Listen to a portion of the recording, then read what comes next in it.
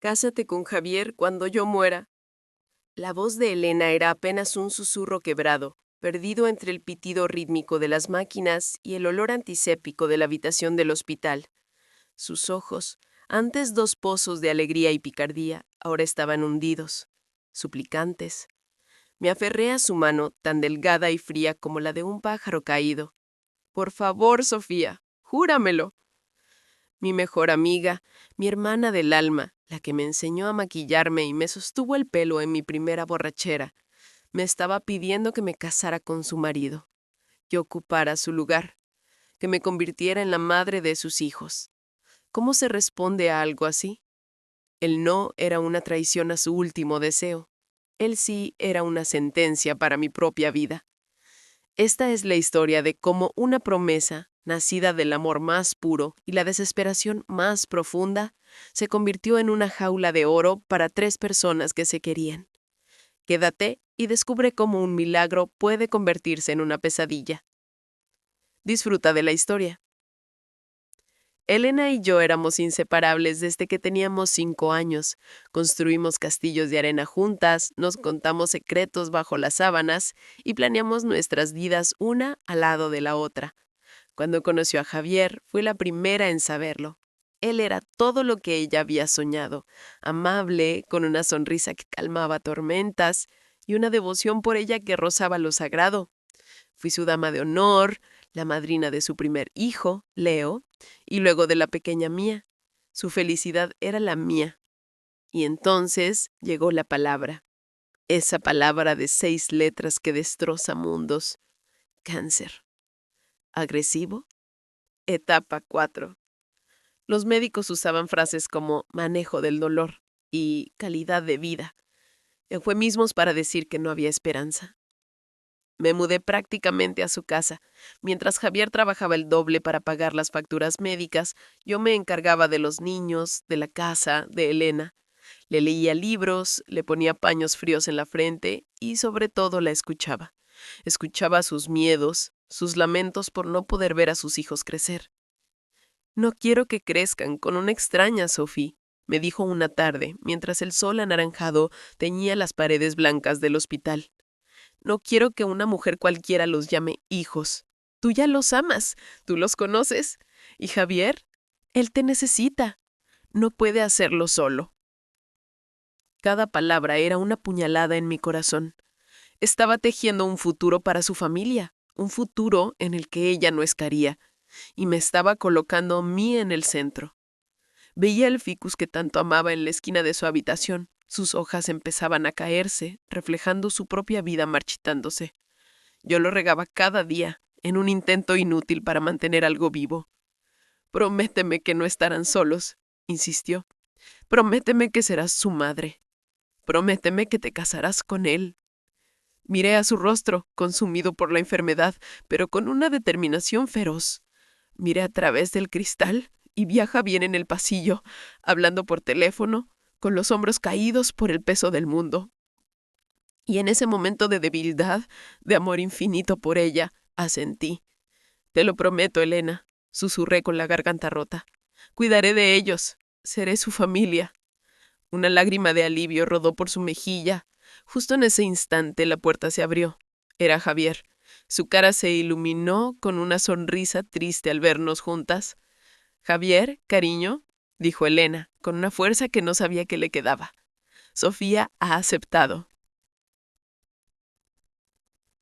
La confusión en el rostro de Javier fue como una bofetada de realidad. Miró de Elena a mí, buscando una explicación que yo no podía darle. ¿Aceptado qué?, preguntó con voz cautelosa. Elena, con una serenidad aterradora, le explicó su plan, su último deseo. Vi a Javier palidecer, cómo se pasaba las manos por el pelo en un gesto de pura desesperación. Pero miró a su esposa moribunda, la mujer de su vida, y supo que no podía negarle nada.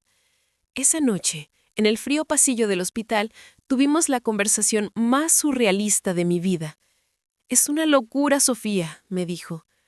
«Lo sé», respondí, «pero es por ella, para que se vaya en paz». Y así aceptamos. No hubo anillo, ni propuesta. Solo un pacto silencioso y desgarrador entre tres almas rotas. Para Elena, esto se volvió su última misión. Desde su cama empezó a planear nuestro futuro. A Leo no le gustan las crostas del pan, me decía, y a Mía necesita que le dejen una pequeña luz encendida por la noche. Me estaba pasando el testigo de su propia vida, y cada instrucción era una espina más en mi corazón. Mi vida se detuvo. Me instalé en la habitación de invitados, que poco a poco se convirtió en mi cuarto. Los dibujos de los niños empezaron a aparecer en mi puerta. Una noche, Mia tuvo una pesadilla y corrió a mis brazos, no a los de su padre. Mientras la cunaba, oliendo al champú de fresa en su pelo, sentí una mezcla de ternura y culpa que casi me ahoga. Estaba robando momentos que no me pertenecían. ¿Qué hubieran hecho ustedes en mi lugar? ¿Es posible cuidar de una familia sin empezar a amarla como propia? Una mañana, mientras le cambiaba el agua al ficus en la habitación, noté algo increíble. Un pequeño brote verde, casi imperceptible, asomaba en una de las ramas secas.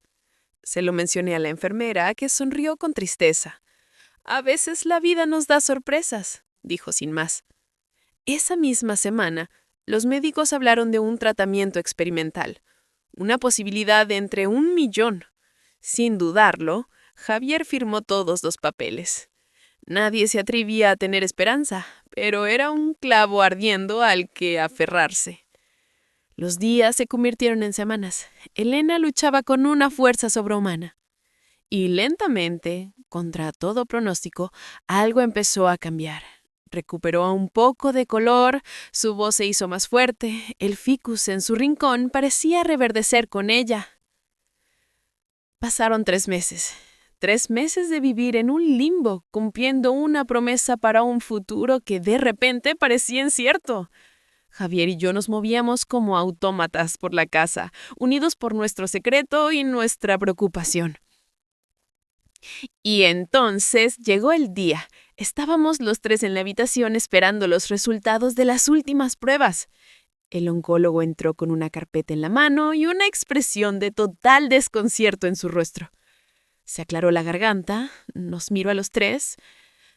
«No sé cómo explicar esto», dijo casi tartamudeando. «Hemos revisado los análisis 3 veces.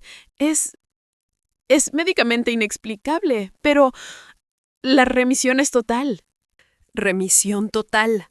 2 palabras que deberían haber traído una alegría desbordante, pero que a mí me provocaron un pánico helado.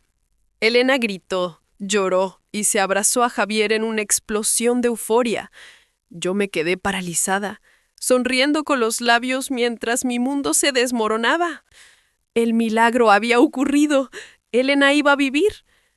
Y yo seguía prometida a su marido. El regreso de Elena a casa fue una fiesta. Vecinos, amigos, familia, todos celebraban la vida. Y yo estaba ahí, en medio de todo, sintiéndome como la peor de las impostoras. La promesa que nos había unido en la tragedia ahora nos envenenaba en la felicidad.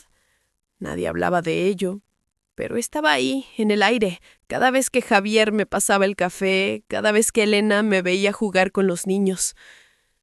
Era un elefante invisible en cada habitación. Elena, aunque inmensamente feliz, empezó a notar cosas. Notaba cómo Mía corría hacia mí primero si se caía, notaba la rutina fácil que Javier y yo habíamos desarrollado en la cocina. Un día le encontré mirando el ficus, que ahora lucía frondoso y lleno de vida. «Has cuidado muy bien de todo, Sophie», me dijo, y en su voz, por primera vez, detecté una nota de inseguridad, casi de resentimiento. La petición que ella me había hecho con desesperación, ahora la veía como una amenaza. Yo me sentía atrapada. No podía irme. ¿Cómo abandonarlos ahora? Pero no podía quedarme. ¿Cómo vivir bajo el mismo techo que el hombre con el que se suponía que debía casarme y su esposa, mi mejor amiga? Sabía que solo había una salida. Una tarde de domingo, mientras los niños jugaban en el jardín, empaqué una pequeña maleta. Con el corazón en un puño, bajé las escaleras. Ambos estaban en el salón. Me vieron con la maleta y sus sonrisas se desvanecieron. Me voy, dije simplemente. No, no puedes, susurró Elena con los ojos llenos de lágrimas. Sofía, esta es tu casa, añadió Javier. No, respondí negando con la cabeza. Esta es vuestra casa, vuestra familia, y necesita sanar, sin mí en medio. Fue la conversación más dura de nuestras vidas. Lloramos los tres. Elena me pidió perdón 1.000.000 de veces por haberme sometido a algo tan horrible. Javier me agradeció por haber sido su ancla en la tormenta. Y yo les dije que los quería más que a nada en el mundo y que por eso mismo tenía que irme. Mi promesa no fue casarme con Javier. Mi promesa fue cuidar de ellos. Y a veces la mejor forma de cuidar de la gente que amas es dar un paso atrás y dejarle su espacio. Han pasado 6 meses. Nuestra amistad está herida, pero está sanando. Como un hueso roto que se suelda, quedará una marca, pero volverá a ser fuerte. Sigo siendo la tía Sophie. Voy a cenar 2 veces por semana. La semana pasada, en el cumpleaños de Leo, Elena me agarró la mano por debajo de la mesa y me sonrió. Una sonrisa de verdad, sin sombras. Y en ese momento supe que habíamos sobrevivido. No solo al cáncer, sino a la promesa. ¿Fue la decisión correcta? Solo el tiempo lo dirá. Pero esta experiencia me enseñó que el amor verdadero a veces no consiste en aferrarse, sino en saber soltar. ¿Ustedes creen que una amistad puede recuperarse de algo así?